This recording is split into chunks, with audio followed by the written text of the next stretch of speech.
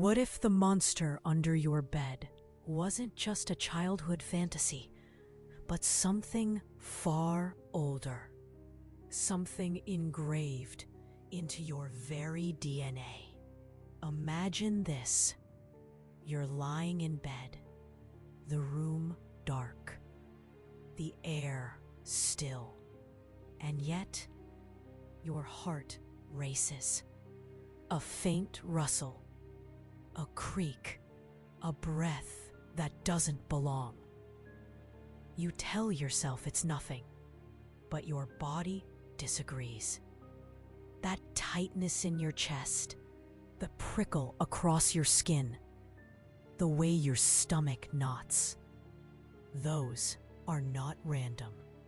Those are echoes.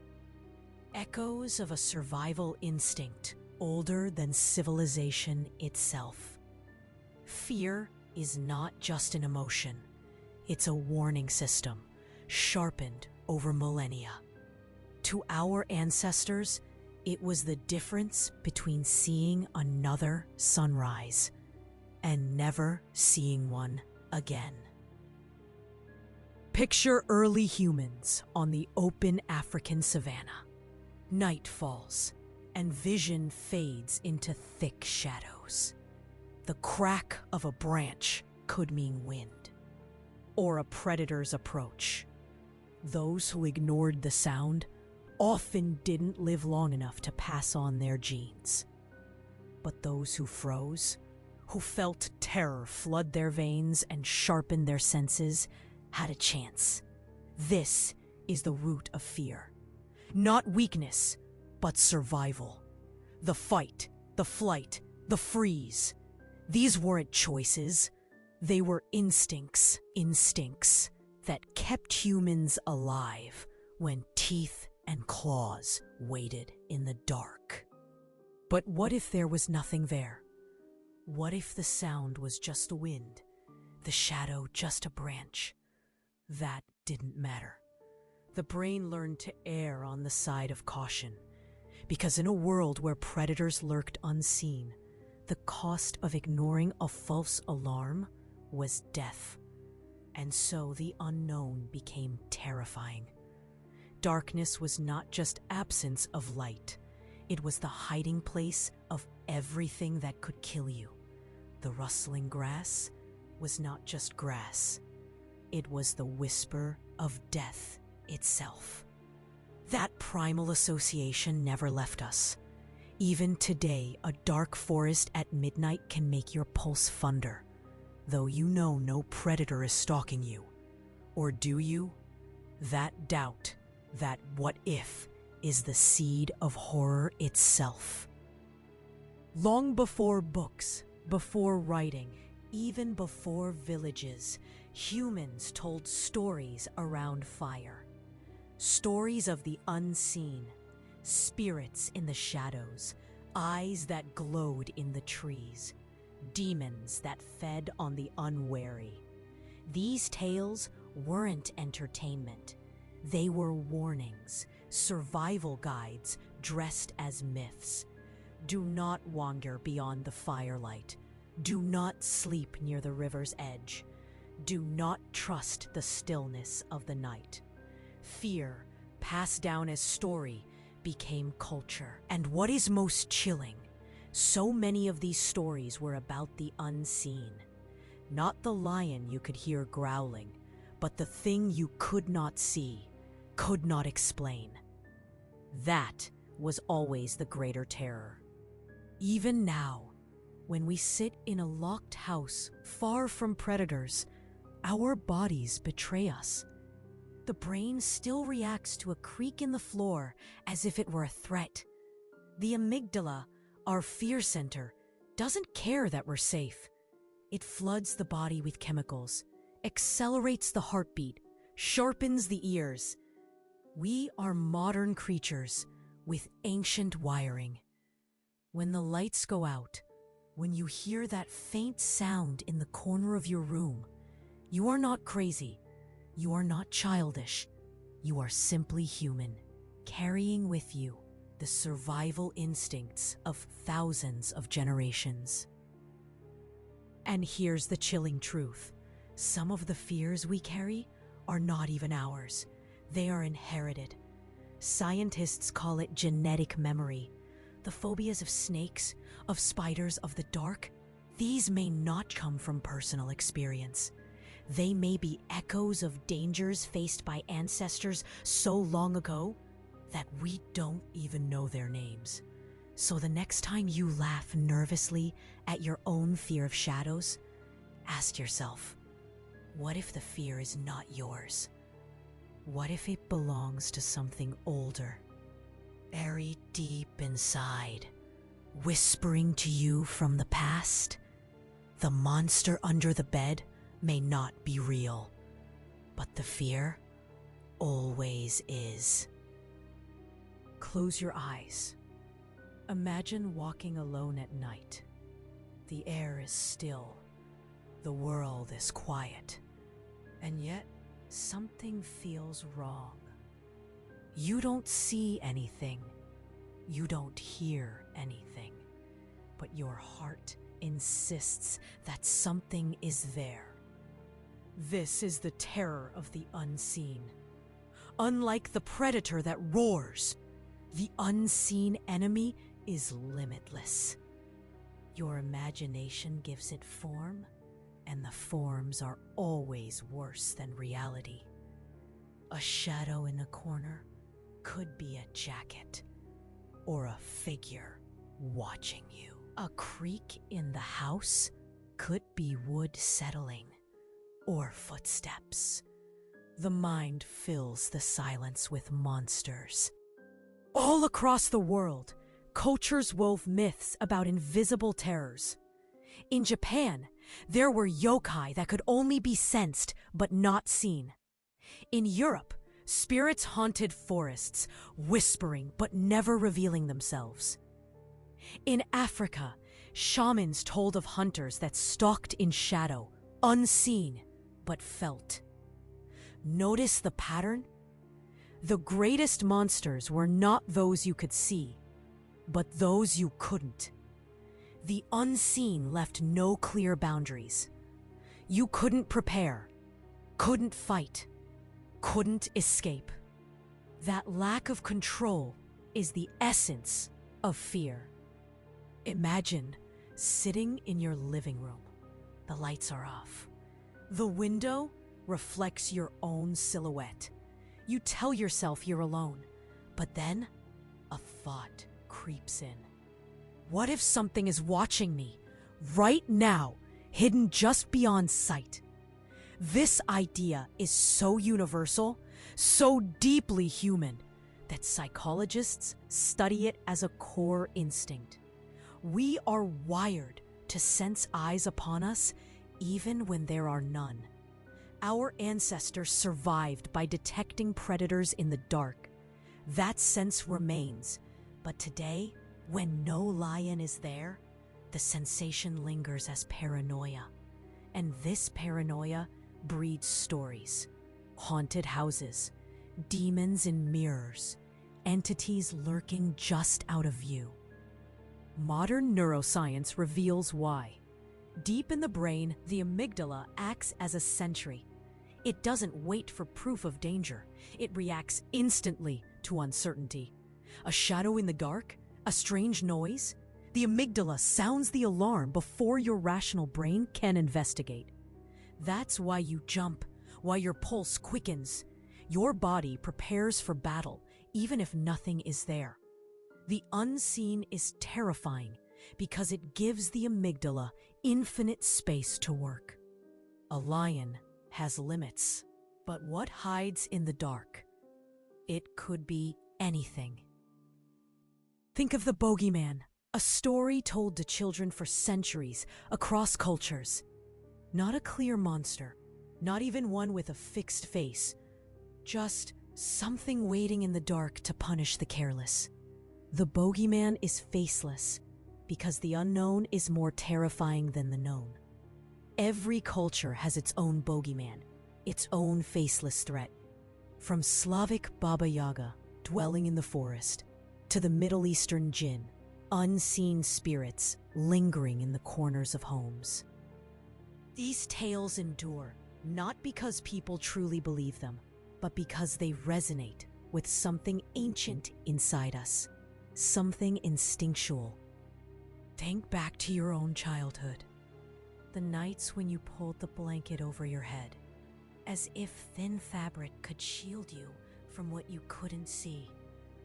You didn't fear a bear or a wolf.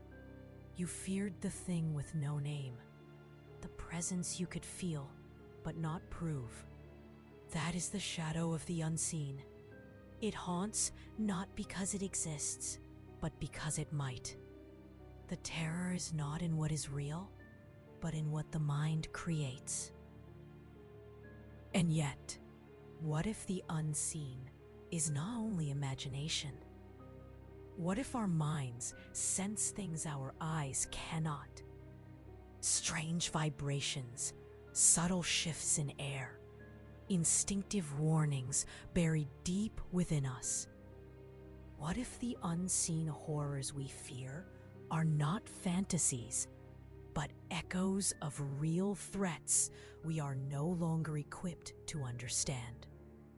If so, then modern life hasn't erased primal terror. It has only disguised it. And in the next part, we will see how those ancient fears are alive, thriving in the stories we tell, the movies we watch, and the anxieties that shape our modern world. Because the monsters never vanished, they just changed their masks. When the lights dim in a theater and the screen flickers to life, something ancient awakens. The heartbeat quickens, palms sweat, and every sound seems amplified. Horror movies don't invent fear, they exploit it. They press on instincts so deeply carved into us that we cannot help but respond. Why do jump scares work? Because the sudden movement in our peripheral vision mimics the rustle of a predator lunging from the dark. Why do haunted house stories chill us? Because they awaken the same unease our ancestors felt when sleeping beyond the firelight. Horror is not entertainment. It is ritual, a reenactment of survival. But not all horror is fictional. Consider the rise of true crime. People binge-watch stories of killers and kidnappers, of bodies found where no one expected. Why? Because these tales remind us that the unseen threat is still among us, that the face of danger could be the neighbor next door, the stranger at the bus stop, the figure blending into the crowd. The primal part of the brain doesn't distinguish between folklore and headlines. Both spark the same vigilance, the same dread. We consume these stories not only out of fascination, but out of preparation. If it happened to them, it could happen to us, and our survival instinct demands we learn. Even in the digital age, we invent new shadows. Urban legends spread across forums, whispers of cursed videos, haunted chat rooms, faceless figures caught on grainy security cameras. Slender Man, a tall, faceless entity, is nothing more than pixels, but it embodies the perfect unseen horror. Silent, nameless, always just outside clear sight. These myths spread not because we believe them literally, but because they tap into something timeless. The unseen still terrifies us. Even when translated into zeros and ones, our brains don't care if the forest is real or virtual. The fear feels the same. Turn on the evening news, and you'll see the same pattern. Stories of invisible threats, viruses you cannot see but that can end lives, economic collapses that spread like a shadow, unseen enemies lurking across borders. Fear sells, because fear is universal. The world may have changed, but our wiring has not. The unseen threat is always more compelling than the visible one. And in a way, society thrives on it. Fear keeps us alert, keeps us cautious, keeps us consuming stories and solutions. Fear has become currency. But here is the paradox. We seek fear. We watch horror movies in the dark, listen to chilling podcasts at night, scroll through stories of true crime before bed. Why? Because fear gives us a rush. When the brain senses danger, it releases adrenaline, sharpening senses, accelerating blood. In controlled doses, like watching a film or hearing a story, this can feel exhilarating, safe danger, a rehearsal of survival. Our ancestors faced lions. We face horror marathons on streaming platforms. The instinct is the same. Look deeper, and you'll see that the horror we create reflects the age we live in. In times of war, monsters are often grotesque and violent. In times of surveillance and technology, horrors become invisible forces. Viruses, data theft, faceless corporations. Horror is a mirror, reflecting our collective dread. And perhaps that's the most terrifying realization of all. Our fears evolve with us, but they never disappear. The unseen horror adapts to each era, always finding a new mask, a new story, a new way to crawl under our skin. So the next time you laugh nervously at a jump scare or check your locks after a true crime documentary, ask yourself, are you really afraid of the movie? Or of something older, deeper, that it awakened? Because if primal fear still drives us in our modern lives, then perhaps we are not as far from the shadows of the savannah as we think. And if the unseen is still with us, shaping our choices and haunting our nights, how can we defend ourselves against it? That is the question we will face next.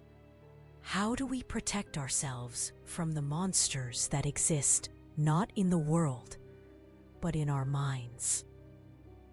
Imagine this. You're home alone at night. A soft thump echoes down the hallway.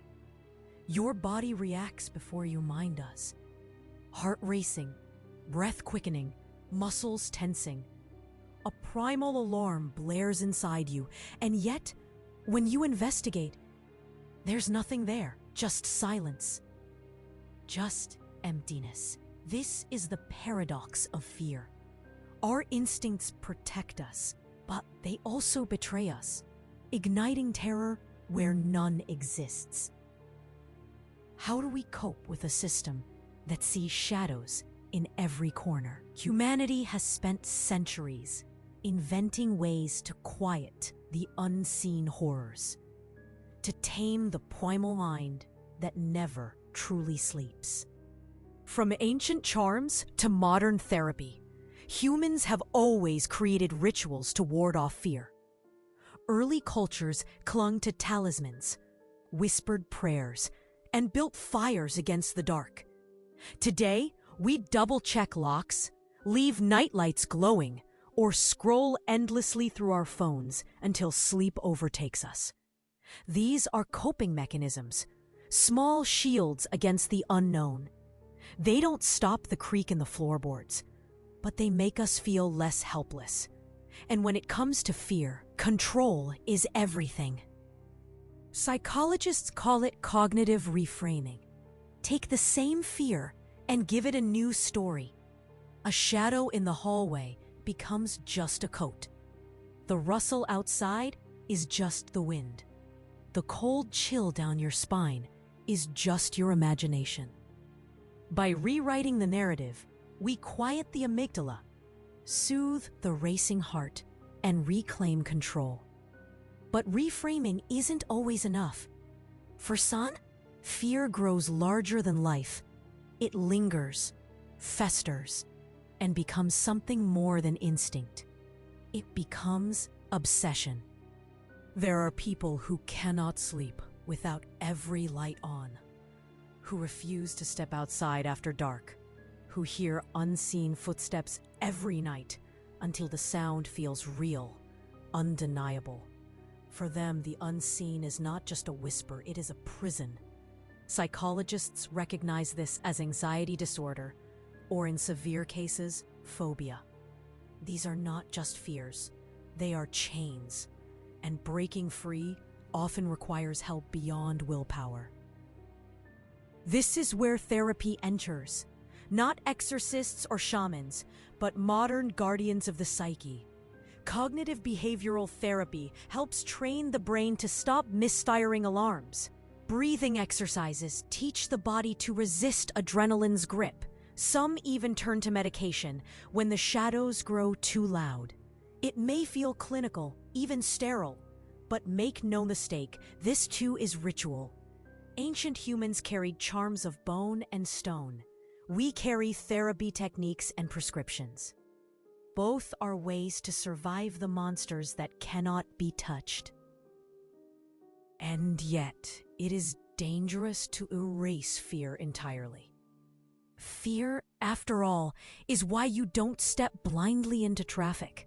Why you pause before walking alone in a dark alley. Fear keeps us alive. The challenge is balance, acknowledging the unseen without letting it rule us. A healthy fear whispers, "Be cautious."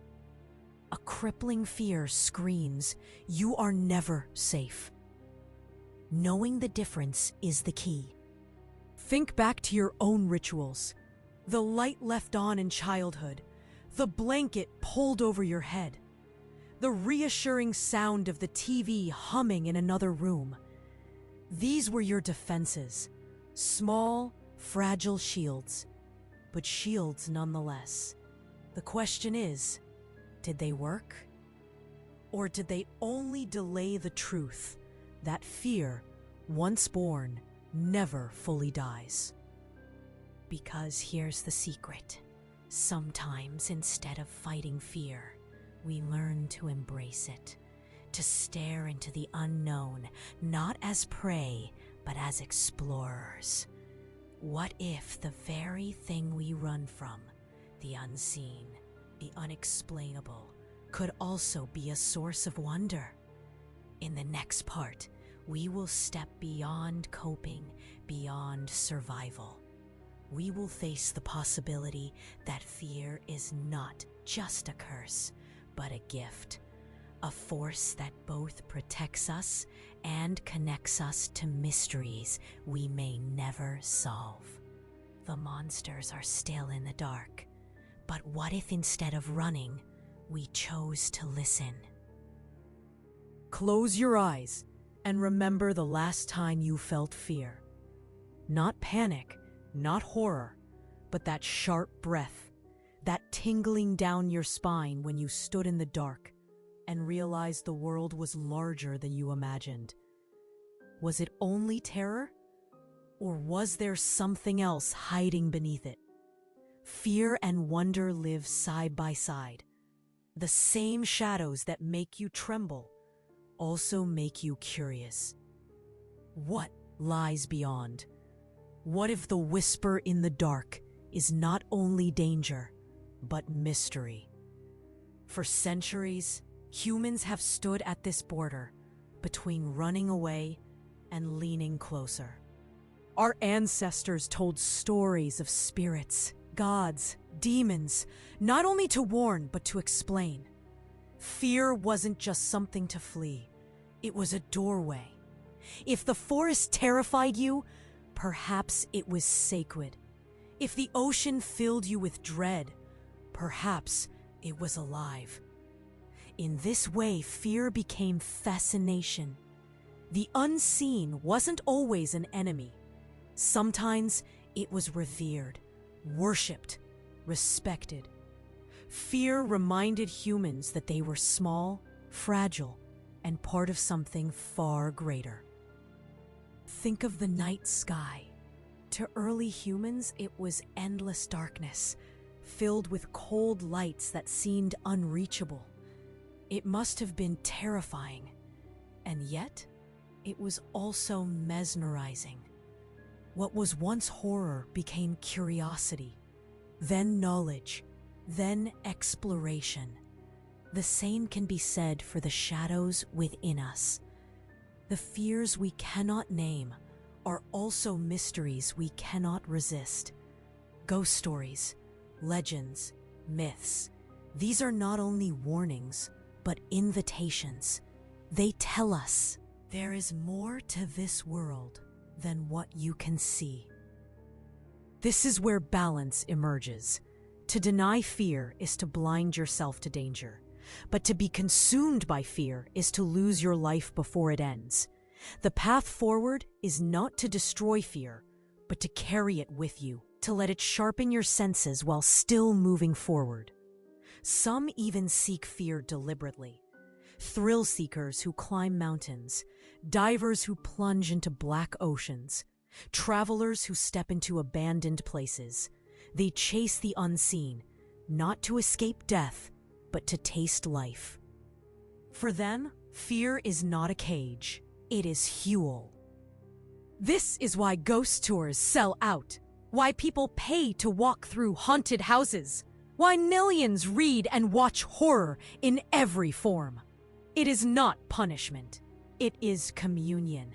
We seek the shiver down our spines because it reminds us that we are alive, that our instincts still burn within us.